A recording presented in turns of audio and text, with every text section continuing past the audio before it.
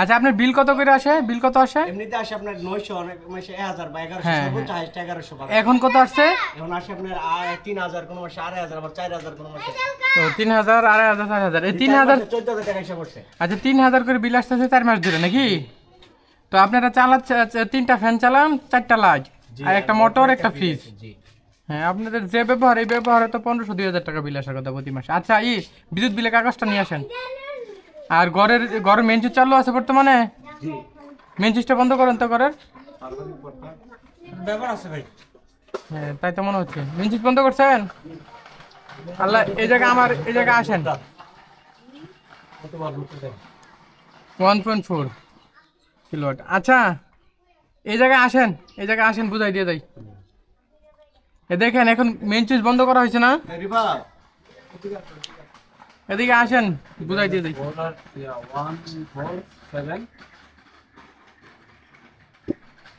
এই চেয়ারটা ধরেন তো।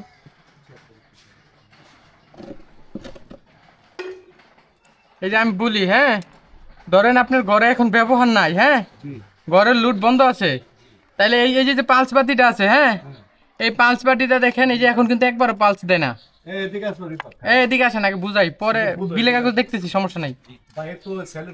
হ্যাঁ আমি আমার কথা শুনেন মন দিয়ে, হ্যাঁ পরে যা প্রশ্ন থাকে করবেন, সব প্রশ্ন উত্তর দিয়ে যাবো। হ্যাঁ দেখেন এই যে এখন আপনার ঘরের মেন সুইচ বন্ধ করা হয়েছে না? মেন সুইচ কিন্তু সম্পূর্ণ বন্ধ। এখন এই বাতিটা দেখবেন পালস দেয় কিনা। এখন যদি এই বাতিটা পালস দেয় তাহলে বুঝবো যে আমার মিটারের সমস্যা। যদি এই বাতিটা পালস না দেয় তাহলে বুঝবো যে আমার মিটারের সমস্যা নেই, মিটার ভালো আছে। কারণ যদি মিটার নষ্ট হয়ে যায় সেই ক্ষেত্রে আপনি ঘরে ব্যবহার না করলেও এই মিটারে পালস দিবে এবং বিদ্যুৎ বিল উঠবে।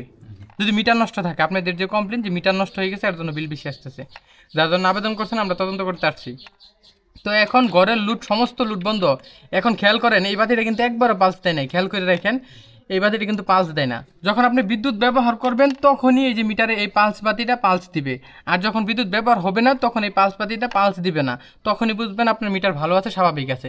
যেহেতু এখন আপনার ঘরের সমস্ত লুট বন্ধ আছে, কোনো ব্যবহার নাই এবং মিটারেও কোনো পালস দিচ্ছে না, তাহলে আমি বলতে পারি তো মিটারটা ভালো আছে। যখন আপনি ব্যবহার করেন তখন বিল উঠে, তাহলে আপনার ব্যবহারই বেশি। আচ্ছা আপনি ওই বিলের কাগজ, লাস্ট বিলের কাগজটা নিয়ে আসেন দেখি। লাস্ট বিলের কাগজটা আনছেন? সর্বশেষ বিলের কাগজ এটা না? জানুয়ারি 995 টাকা। আচ্ছা ওগুলা বাদ, এই যে তো 16 তারিখে বিল লেখা নিছে, তো আজকে কয় তারিখ? 18 তারিখ। তাহলে তো অলরেডি বিল লেখা নিছে নাকি? আচ্ছা লেখা নাই, তাহলে আপনার সর্বশেষ 74-95 রিডিং ছিল, অর্থাৎ 75। এখন আছে 77-17, তার মানে 200 ইউনিট। আপনার এখন তো 200 ইউনিটের বিল আসতেছে। 200 ইউনিটের বিল তো 200 ইউনিটের বিল তো বেশি আসবে না, 1200-1300 টাকা আসবে। আমি বুঝতে পারছি রে ভাই। এখন আপনার যে বর্তমান যে মিটার অবস্থা, বর্তমান মিটার অবস্থা এবং বিলের কাগজও, বর্তমানে আপনার মিটারের 200 ইউনিট জমা আছে। হ্যাঁ এটা বিল করার কথা 16 তারিখ ওভার হয়ে গেছে, তাহলে আজকে কালকের মধ্যে বিল করে নিবি। তাহলে আজকে কালকের মধ্যে যদি বিল করে নেয় তাহলে আপনার মিটারে বিল আসবে মাত্র 200 ইউনিট। তাহলে যদি আপনার মিটারে এখন 200 ইউনিট বিল আসে তাহলে আপনার মিটার স্বাভাবিক। আগে যে হারে বিল আসতো 900-1000 টাকা, তাহলে এখন 200 ইউনিটে আপনার বিল এরকমই আসবে, 1200 টাকার মতো আসবে সম্ভবত। এখন এর আগে যে আপনার বিল বেশি আসছে, এখন এর আগে যে বিল বেশি আসে সেটা কোনো কারণবশত হয়তো বা বিল বেশি আসতে পারে, সেটা তো বলতে পারি না। এখন আমি আসছি মিটার পরীক্ষা করার জন্য, মিটার দেখার জন্য। মিটারে যদি কোনো ত্রুটি থাকে বা আপনার ওয়ারিং এর কোনো ত্রুটি থাকে, আমি এটা আপনার বুঝাই দিয়ে যাবো যে এই সমস্যা, এই কাজ করেন, সমাধান হয়ে যাবে। আচ্ছা আমি আপনার কিন্তু এখন বর্তমানে আপনার মিটারে আমি ওয়ারিং এও কোনো সমস্যা পাই নাই এবং আপনার মিটারেও কোনো সমস্যা আমি পাই নাই।